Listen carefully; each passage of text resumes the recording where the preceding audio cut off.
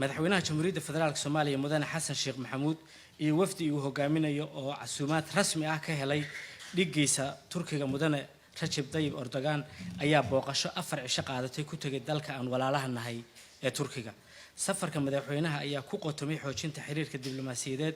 ee u dhaxeeya labada dawladood ee Turkiga iyo Soomaaliya, gaar ahaan dhinacyada amniga, ganacsiga, tababarada ciidamada iyo iskaashiga meel dhalka ah ee ay labada dal wadaagaan. madaxweyne Xasan Sheekh Maxamuud ayaa inta uu ku sugnaa dalka Turkiga waxa uu kulan meel dhal ah la qaatay dhigiisa dalka Turkiga Mudane Recep Tayyip Erdogan oo ay ka wada hadleen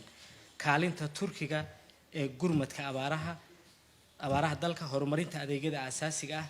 ee bulshada, iskaashiga amniga ee labada dal, kor u qaadista tababarada ciidanka Soomaaliyeed iyo saxiixyo heshiis cusub oo maalgashi.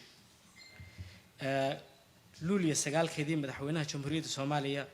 Jamhuuriyadda Federaalka Soomaaliya Mudane Xasan Sheekh Maxamuud ayaa booqasho rasmi ah oo qaadatay muddo 4 maalmood ah ku tagay dalka Eritrea isagoo u kuurgalaya xaaladda ciidamada Soomaaliyeed ee tababarka u joogay dalkaas. madaxweynaha ayaa markii uu soo gabagabeeyay socdaalkiisii uu u kuurgalaya ciidamada waxa uu heshiis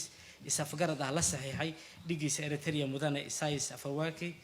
heshiiskaas oo ku qotomay adkeynta wada shaqeynta, ilaalinta horumarinta deegaanka, wax wada qabsiga labada dal, kor u qaadista iskaashiga difaaca iyo amniga si loo ilaaliyo nabadda iyo xasiloonida gobolka, loona hagaajiyo xiriirka diblomaasiyadeed ee ka dhaxeeya labada wadan ee Eritrea iyo Soomaaliya. markii uu ka soo laabtay safarkiisa madaxweynaha Jamhuuriyadda Federaalka Soomaaliya Mudane Xasan Sheekh Maxamuud ayaa kulan xog waran ah la qaatay guddiga waalidiinta ciidamada Soomaaliyeed ee ka walwalsanaa ciidanka tababarka u joogay dalka Eritrea, waxa uuna la wadaagay xaaladda guud ay ku sugan yihiin, badqabkooda iyo halka uu marayo qorshaha dib u soo celintooda. Muqdisho 15 Luulyo madaxweynaha Jamhuuriyadda Federaalka Soomaaliya Mudane Xasan Sheekh Maxamuud oo sii wata socdaalkiisii ku saleysnaa xoojinta xiriirka dalkeenu la leeyahay dalalka gobolka iyo xaqiijinta Soomaaliya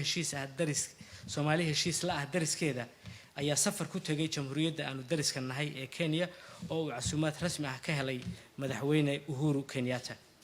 madaxweynaha iyo dhigiisa Kenya oo yeeshay wada hadallo guul ku soo dhamaaday ayaa ku heshiiyay xoojinta iskaashiga amniga, dhaqaalaha, ganacsiga, fududeynta dalkugalka, dhaqdhaqaaqa badeecadaha, kor u qaadista xiriirka diblomaasiyadeed iyo siyaasadeed ee labada dal. sidoo kale madaxweynaha Jamhuuriyadda Federaalka Soomaaliya Mudane Xasan Sheekh Maxamuud ayaa 16 Luulyo booqasho rasmi ah ku tagay dalka aan walaalaha nahay ee Djibouti oo si diiran oo ka turjumaysa waxaanu isku nahay loogu soo dhaweeyay. madaxweynaha ayaa hadal ka jeediyay xarunta baarlamaanka Djibouti si uu ugu xog waramo muhiimadda xiriirka labada dal iyo duruufaha ku xeeran ee gobolka ka jira, isagoo tilmaamay in Djibouti iyo Soomaaliya ay wadaagaan waxaan birigoyn biyana maydhin. iyadoo madaxweynaha Jamhuuriyadda Soomaaliya la guddoonsiiyay biladda ugu sarreysa ee ay bixiso dawladda Djibouti, taasoo muujinaysa xiriirka walaaltinimo ee ka dhaxeeya labada dal iyo xiriirka saaxiibtinimo ee shakhsiyan ka dhaxeeya labada madaxweyne. ugu dambeyn, madaxtooyada Jamhuuriyadda Federaalka Soomaaliya waxay cambaaraynaysaa falkii argagixisanimo ee wuxuushnimada ahaa ee ka dhacay magaalada Jowhar. waxaanu ugu ducaynaynaa caafimaad degdeg ah intii ku waxyeelowday, waxaanan alle uga baryaynaa janno intii ku geeriyootay. waad mahadsantihiin.